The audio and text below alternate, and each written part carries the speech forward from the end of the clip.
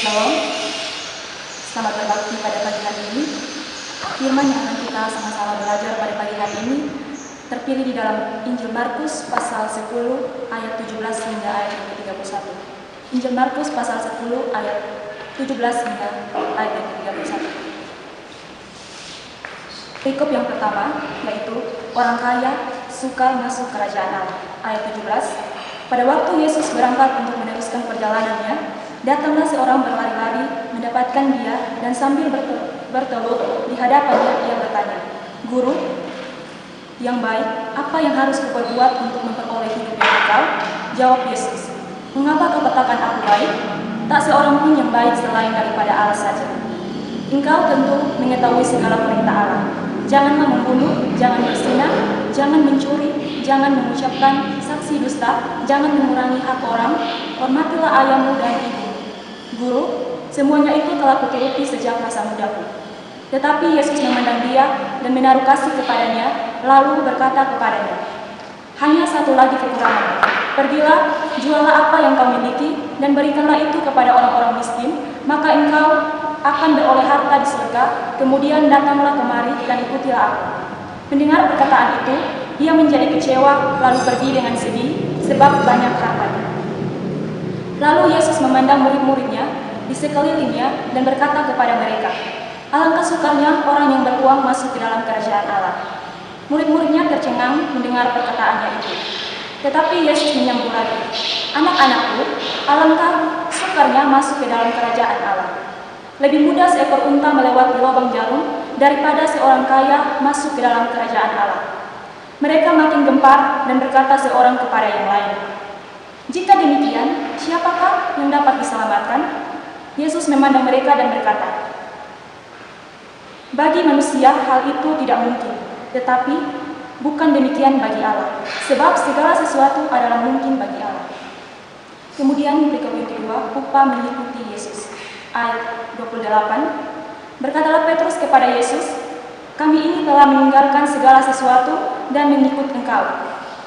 Jawab Yesus, "Aku berkata kepadamu, sesungguhnya setiap orang yang karena aku dan karena Injil meninggalkan rumahnya, saudaranya laki-laki atau saudaranya perempuan, ibunya atau bapaknya, anak-anaknya atau ladangnya, orang itu sekarang pada masa ini juga akan menerima kembali 100 kali lipat rumah, saudara laki-laki, saudara perempuan, ibu, anak, dan ladang, sekalipun disertai berbagai penganiayaan, dan pada zaman yang akan datang ia akan menerima hidup yang kekal. Tetapi banyak orang yang terdahulu akan menjadi yang terakhir, dan yang terakhir akan menjadi yang terdahulu." Demikian jauh pembacaan Injil Markus. Dikatakan ialah kita yang bukan saja mendengarnya, tetapi juga mau menyimpannya dan mau melakukannya dalam kehidupan kita hari lepas hari. Shalom.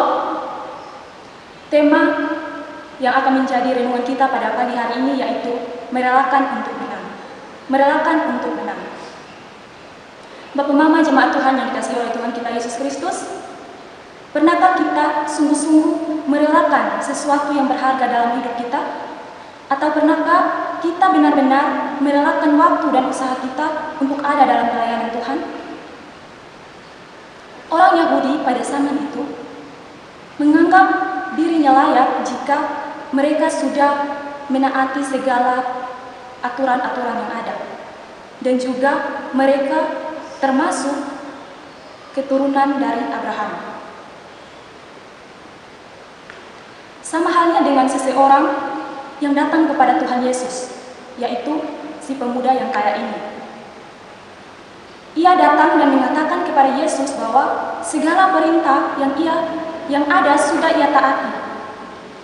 Dan kini tiba saatnya ia mau untuk mengikuti jalan Yesus.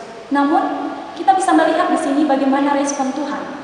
Tuhan merespon orang muda ini dengan menyuruhnya untuk menjual segala harta miliknya. Dan ketika ia sudah menjual segala harta miliknya dan membagikannya kepada orang-orang miskin, maka ia boleh mengikuti Yesus untuk menyebarkan kebenaran firman Allah. Namun kembali lagi kita mengingat bahwa orang Yahudi selalu beranggapan bahwa mereka layak saat mereka sudah mengikuti segala perintah Tuhan.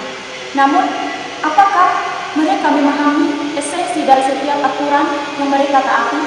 Atau hanya sekedar mengikutinya saja sebagai suatu kewajiban. Oleh karena itu, tujuan Tuhan dalam mengatakan hal demikian ialah untuk melihat siapa dan apa prioritas orang muda yang kaya ini dalam kehidupannya.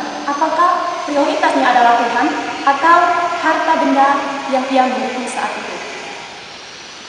Bapak Mama yang dikasihi oleh Tuhan kita Yesus Kristus, kembali lagi kita pada tema kita hari ini, yaitu merelakan untuk menang. Perlu kita ketahui terlebih dahulu, kata merelakan dalam KBBI berarti memberikan dengan ikhlas hati dan melepaskan dengan tulus hati.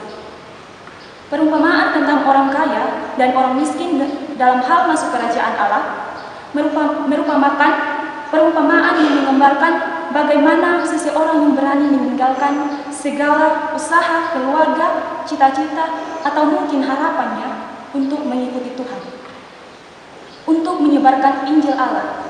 Kemudian, bagaimana seseorang lebih memilih untuk bertahan dalam dunia dan tidak ada kepastian ini daripada mengikuti Tuhan yang sudah jelas kita tahu bahwa aslinya adalah sesuatu yang kekal, walaupun harus mengalami kegagalan dan juga pencelaan. Bapak Mama jemaat Tuhan yang dikasihi oleh Tuhan kita Yesus Kristus, tentunya akan muncul pertanyaan, apa itu kerajaan Allah? Mengapa seseorang harus melakukan segala kebaikan dengan ketulusan, kerelaan hati, bahkan harus menerima konsekuensi seperti meninggalkan keluarga, harta yang sudah susah payah dia kumpulkan Ada beberapa penelitian tentang kerajaan Allah menurut Injil sinoptik. Injil sinoptik yaitu Injil Matius, Injil Markus, dan juga Injil Lukas. Yaitu kerajaan Allah bekerja melalui gereja sekarang ini untuk mengabarkan kabar baik tentang tindakan Allah dalam sejarah. Meskipun gereja bukanlah kerajaan Allah itu sendiri, kerajaan Allah tidak terlepas kaitannya dengan misi soteriologi Allah untuk menyelamatkan umatnya dari perbudakan, dosa, dan yang terakhir yaitu Yesus adalah inti pembicaraan Injil, sedangkan inti pemberitaan Yesus adalah kerajaan Allah. Ungkapan kerajaan Allah dan kerajaan surga memiliki makna yang sama, tanpa ada maksud untuk membedakan kedua objek dari ungkapan tersebut. Jemaat Tuhan yang dikasihi oleh Tuhan kita Yesus Kristus, orang Yahudi khususnya jemaat di Roma pada saat itu selalu merasa bahwa dirinya layak jika sudah melakukan segala kebaikan. Sama halnya dengan pemuda ini yang merasa dirinya layak sehingga memilih untuk mendatangi Tuhan dan mengikuti Tuhan selama perjalanannya untuk menyebarkan Injil. Namun Tuhan masih mau melihat sejauh mana orang ini taat dan setia kepadanya dengan menyuruhnya untuk menjual segala hartanya dan juga membagikannya kepada orang miskin. Namun ternyata kita bisa melihat bahwa pemuda yang kaya ini benar-benar hanya mentaati aturan yang ada untuk berbuat baik saja tanpa memahami esensi. Sehingga ia lebih memilih untuk pergi meninggalkan Tuhan daripada mengorbankan merelakan segala harta miliknya dan membuang kesempatan yang ada untuk kelak nanti yang mendapatkan harta di surga. Maka dari itu, Tuhan mengatakan bahwa alangkah sukanya masuk ke dalam kerajaan Allah. Lebih mudah seekor unta melewati lubang jarum daripada seorang kaya masuk ke dalam kerajaan Allah. Tentu kita yang berada di tempat ini atau pada zaman ini ketika mendengar perkataan Tuhan, maka kita akan bertanya-tanya, apa maksud Tuhan? Mana mungkin lubang jarum yang begitu kecil, bahkan harus dengan susah payah agar seseorang bisa memasuki benang di dalamnya, bisa dilewati oleh seekor unta yang besar. Bahkan tangan kita pun tidak bisa melewati lubang jarum tersebut. Jemaat Tuhan yang dikasihi oleh Tuhan kita Yesus Kristus, yang perlu kita tahu bahwa lubang jarum merupakan istilah untuk menyebut sebuah pintu kecil di pintu gerbang kota Yerusalem yang akan dilewati oleh orang-orang ketika pintu utama kota Yerusalem sudah ditutup. Karena pintu utama di Yerusalem akan dibuka dan ditutup pada waktu tertentu, sehingga seseorang yang mau masuk atau keluar melalui pintu besar kota Yerusalem, dan ketika pintu tersebut tutup, maka mereka harus berusaha untuk keluar atau masuk melalui pintu kecil atau sering disebut sebagai lubang jarum ini. Dan ketika mereka melewati lubang jarum ini, mereka harus berusaha untuk menurunkan segala harta benda milik mereka dari atas unta dan kemudian menarik paksa unta ini untuk masuk. Ketika seseorang ingin melewati pintu kecil tersebut atau lubang jarum ini, maka ia harus rela untuk turun dan juga rela menurunkan segala benda-bendanya. Sama halnya dengan kita umat manusia. Jika kita memilih untuk mengikuti Tuhan, maka kita pun harus siap melewati cobaan yang ada di kehidupan kita. Dan juga kita harus rela meninggalkan segala harta benda milik kita. Entah itu sanak saudara kita, keluarga kita, suami kita, anak kita, pacar kita, ataupun harta kita yang lainnya. Dan saat kita rela meninggalkan semuanya itu dan berkumpul bersama, memilih untuk berkumpul bersama-sama dengan Tuhan, maka pada saat itu pun kita terpilih sebagai orang yang mendapat kerajaan Allah. Bapak Mama jemaat yang dikasihi oleh Tuhan kita Yesus Kristus, agar kita bisa merelakan itu semua, maka kita pun harus bisa mencintai Tuhan dengan cinta yang sering disebut cinta agape, atau cinta tanpa syarat atau tanpa batas. Saat kita mencintai Tuhan dengan cinta agape atau cinta tanpa syarat ini, maka apapun yang terjadi dalam kehidupan kita, saya yakin dan percaya bahwa kita tidak akan pernah meninggalkan atau berpaling dari Tuhan barang semenit atau sedetik pun. Ada sebuah cerita tentang kura-kura dan kelinci, di mana kelinci ini mengajak kura-kura untuk lomba lari karena ia tahu bahwa kura-kura sangatlah lambat dalam berjalan apalagi berlari. Oleh karena itu, sebelum perlombaan dimulai, ia sudah sangat percaya diri bahwa ia akan menang. Namun, siapa sangka ternyata kura-kura lah yang menjadi pemenangnya. Hal ini terjadi karena kelinci tidak mampu menahan dirinya untuk tidak mengambil wortel yang berada di kebun yang kebetulan dekat pinggir jalan. Dan karena kerakusannya, sehingga ia sangat kekenyangan dan tertidur. Saat ia tertidur, ternyata kura-kura sudah hampir mendekati garis finish. Dan ketika ia sadar, kura-kura tinggal sedikit langkah lagi maka ia akan menang. Sehingga kelinci berusaha untuk lari cepat untuk menang, namun ia tidak mampu untuk menyesuaikan keadaan tubuhnya yang baru bangun tidur dan juga dalam posisi yang kekenyangan. Nah, dari cerita singkat ini kita belajar bahwa jikalau kita tidak melakukan sesuatu dengan kesungguhan hati, maka kita tidak akan menghasilkan buah yang baik. Tetapi sebaliknya, jika kita melakukannya dengan kesungguhan hati, kerelaan hati, walaupun menurut orang lain kita tidak mampu, namun jika kita berserah dan percaya kepada Tuhan, maka sesusah apapun itu, kita pasti akan melewatinya. Bapak Mama jemaat yang dikasihi oleh Tuhan kita Yesus Kristus, jika kita kaitkan cerita ini dengan bacaan kita hari ini tentang seorang pemuda kaya raya yang mau mengikuti Tuhan, tanpa mau menjual serta membagikan harta benda miliknya kepada orang lain, maka suatu saat pasti ia akan berpaling dan pergi meninggalkan Tuhan, karena masih ada ikatan dunia yang dengan erat mengikatnya. Jadi pastinya jika Tuhan mengizinkan dia untuk mengikutinya dalam perjalanan pemberitaan firman-Nya, yang jadi persoalannya, apakah orang tersebut tidak akan meninggalkan Tuhan jika dalam perjalanan ia mendengar kabar bahwa hartanya diculik oleh orang? Pastinya ia akan pergi meninggalkan Tuhan, karena sejak awal kita tahu bahwa ketika Tuhan menyuruhnya untuk menjual segala harta benda miliknya, ia tidak mau. Apalagi kalau hartanya diculik, tentu ia akan pergi meninggalkan Tuhan. Perintah Tuhan kepada pemuda yang kaya ini mengandung makna tentang dua pilihan, yaitu yang pertama, pilihan untuk meninggalkan kekuasaan dunia dan mengikutinya. Kemudian pilihan yang kedua yaitu meninggalkan segala milik dan harta di dunia, kemudian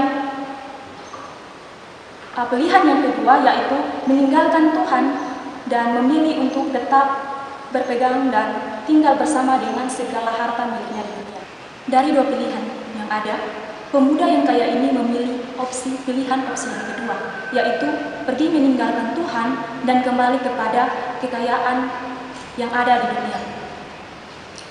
Jemaat Tuhan yang dikasihi oleh Tuhan kita Yesus Kristus, kehidupan kita ada di tangan Tuhan. Baik itu kematian dan bahkan berkat kita sekalipun, itu semua ada di tangan Tuhan.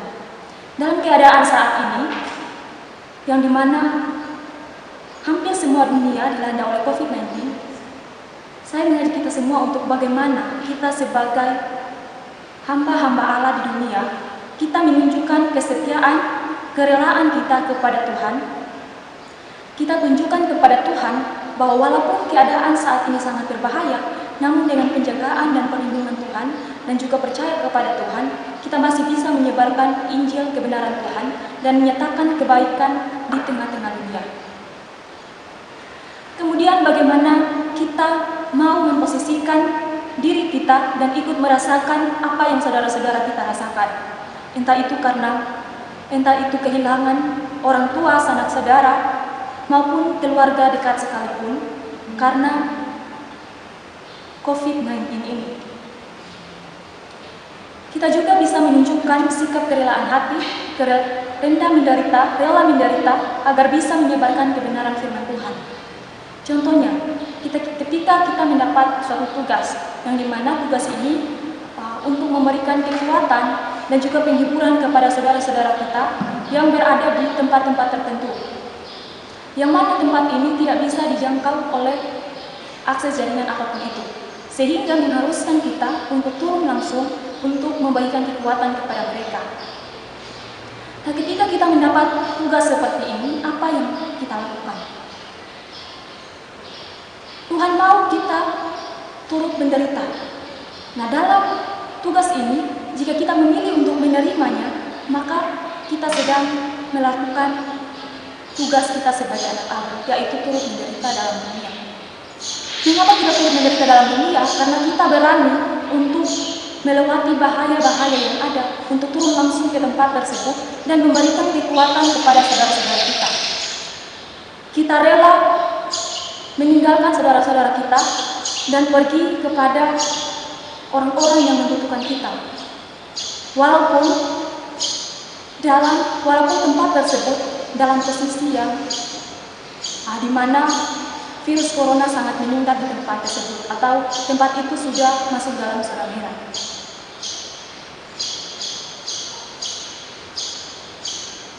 Ketika kita mau menjalankan penginjilan di tempat tersebut, asal kita mau merelakan segala kehidupan kita kepada Tuhan, merendahkan diri dan menjadikan Tuhan sebagai kekuatan dan juga petunjuk dalam kehidupan kita, maka apapun itu, sesulit apapun masalah yang ada, dan seberat apapun cobaan yang kita hadapi, kita bisa menghadapi hanya dengan berjalan bersama Tuhan.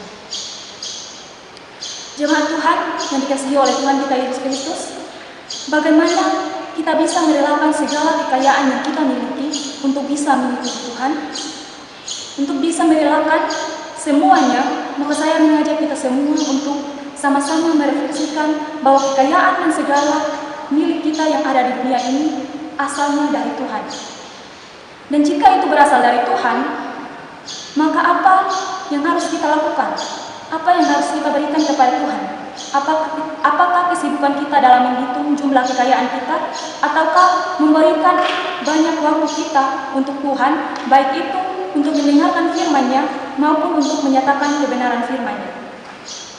Marilah kita sama-sama belajar untuk merelakan segala waktu kita, kesibukan, dan bahkan hidup kita untuk ada dalam hadirat Tuhan dan jalan Tuhan, walau harus mengalami banyak cobaan, bahkan jurang maut sekalipun.